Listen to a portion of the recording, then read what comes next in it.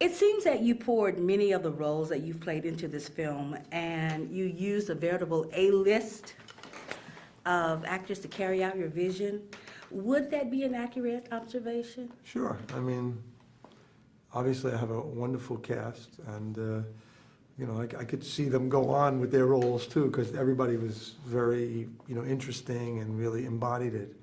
I mean, it started with the idea of Woody and me together, and he liked that idea, and then once I developed a script and he would give me his feedback, you know, he encouraged me to make it as nuanced as possible, and I think that's what attracted a lot of people, you know, to it.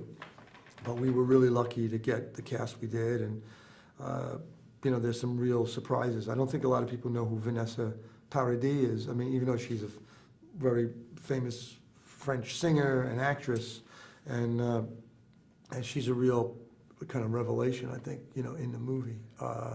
And all the other women, you know, Sharon and Stone and Sofia Vergara and Tanya Pinkins and everyone, they're all, you know, really excellent. So I tried to show a fair representation of a multicultural city, and one that I live in and that I'm familiar with. Okay, so you're either reading my mind or my notes, because I was going to go down the list of the cast, and to me it seemed that maybe they're friends, but you used the word "we attracted them." Was there a friendship with any of your cast before? Vanessa, I was going to do something else with, but then, because my agent had recommended her. Liev I knew. Sharon, just very little bit, not Sophia. Tanya Pinkins I knew. Mbarka Bentalab, the lady who sings in Arabic. She worked in Passione. The girl at the end, Loan Chaberneau, she I discovered. All the kids all auditioned, you know what I mean? So no, I mean, people really had to read the script. You know, people don't do things just, you know, and Woody wasn't going to do it unless he really liked the script, even though he liked me. So, but I think what you see in the movie is a little bit of our relationship, and the same thing with maybe Vanessa and I too. I mean, You give a nice backstory to Fioravante and who he was and how he came to know the Woody character.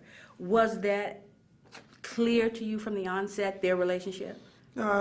you know, I kept thinking about a guy who didn't have any more family, who lived by himself, very comfortable with women, but never committed, was really competent physically, could do all kinds of things, you know, fix things, make things, cook, work in a flower store. I know people like that. I have friends like that, and some of those things I do too. And sometimes I find those people really appealing because they're not trying to sell themselves. They just are, you know, and it's almost like, you know, a cowboy in a way, you know, or a samurai or something, but in the modern day.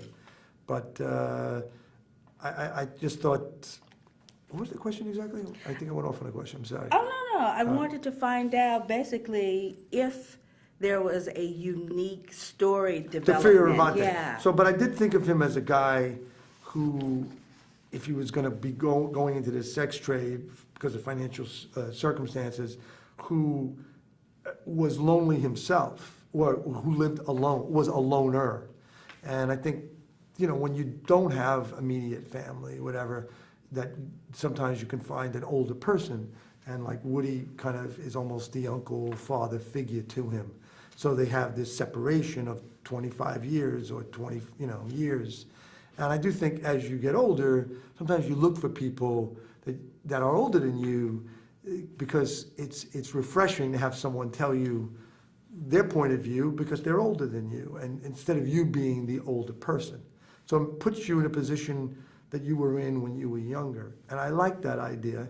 And I also like that idea in a film that people are looking for human contact, that the guy they're doing it with is a loner. And he too maybe is looking, you know, for that too in his own way.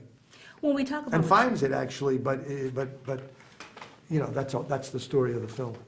When we talk about maturity, maturity serves your character well in that the sex appeal of Fioravante is the kind of sex appeal that maturity develops. That's right. We see in him this wonderful confidence, but yet this easy calm about him. And you sometimes don't appreciate that until you are past a certain age. That's exactly right. That's exactly right. Because people are doing all kinds of machinations to get people's attention, but sometimes someone can do something really simple, you know, put on a nice piece of music, make a beautiful meal, serve someone something, doesn't have to talk a lot.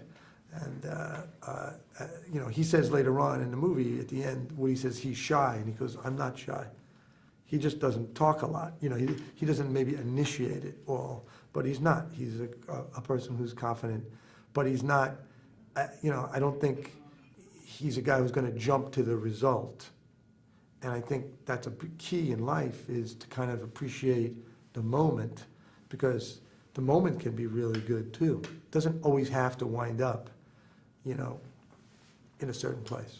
There are variables to the love relationship among a lot of your characters, in particular the Woody character and Tanya Pinkin. Right. First of all, bringing the two of them together I thought was genius. Oh, well, I wish I would have, I mean, honestly, I really wish I would have had even more with them, because we had a short shoot, and it was inspired by my friend and his relationship with this younger woman and all these kids. And, you know, I think it's very possible, and I thought that it was something it's part of the world. And I also, you know, you've never seen Woody in that situation. So I was, you know, did I want to have some more intimate scenes? Yes, I did. Yes, and the kids were so great with him, because you know they didn't know who he was, you know who he is, and so they were like, you know, you don't know any kind of music that we like, and they didn't know how to play baseball, and they were always joshing each other, and Woody so enjoyed their company, you know, because they treated him like, you know, like just an older guy. You know, and I was trying to tell them, I said, you know, he's kind of an important guy, you know. They were like, well, what has he done? You know what I mean? I said, only like 50 movies. So that was a really interesting dynamic, just to see him, and he really enjoyed working with them. I've got to get this in before they kick me out. Sure. I thought the casting of the kids was reflective of the whole Spike Lee persona, and wondered if it reminded you of any of the kind of casting he's done. He can find the most unusual kids to put in his film. Well, those kids exist. I mean, I basically Todd Taylor brought them in. I mean, the one kid who looks like Dante, you know, the kid with glasses, he looks a little bit like Woody, or he could be, you know, or a Spike type of guy, you know. But he just killed me, you know, when we brought him in, and but all the kids were excellent, you know, and we had a lot of good kids to choose from. So I wish I had even more of them. And finally, I have to ask you this: more of them. At the very end, when your character is asked, "Is he Jewish?" and you answer, "I don't know," Right. Is that in some way an ode to your wife and maybe the melding of your relationship? I think because I played all different kinds of characters. I also think what goes on between the guys is one guy is saying to him, you're not really, you know, part of our tribe. Really what Liev wants to say is, what did you do to her to make her happy? Because I don't know how to do that, because he grew up with boys. He grew up very separately. And the other guy, in some ways, is not giving him, you know, he's not going to answer that question. But in the other part, I think, you know, when I look at my own background, I'm half Sicilian, and that means I could be many, many, many, many things. So people don't always know. They think they know what they are, but they don't necessarily know what they are. So I thought, hey, anything is possible. You know, I could have come from, you know, I could be Moorish, I could be Norman, I could be French, I could be Spanish, I could be Greek, I could be, you know, a lot of things. And so there's a lot there. But I thought it was very truthful that he wouldn't say, no, I'm not. You know, because he's more like a citizen of the world. And I kind of, in my own way, you know, sort of feel that way. I don't really feel like I'm like one thing. Well, this movie is more than one thing, but if it's anything, it's brilliant. And Oh, thank you for well, thank it. you so much. You're very kind. Thank you.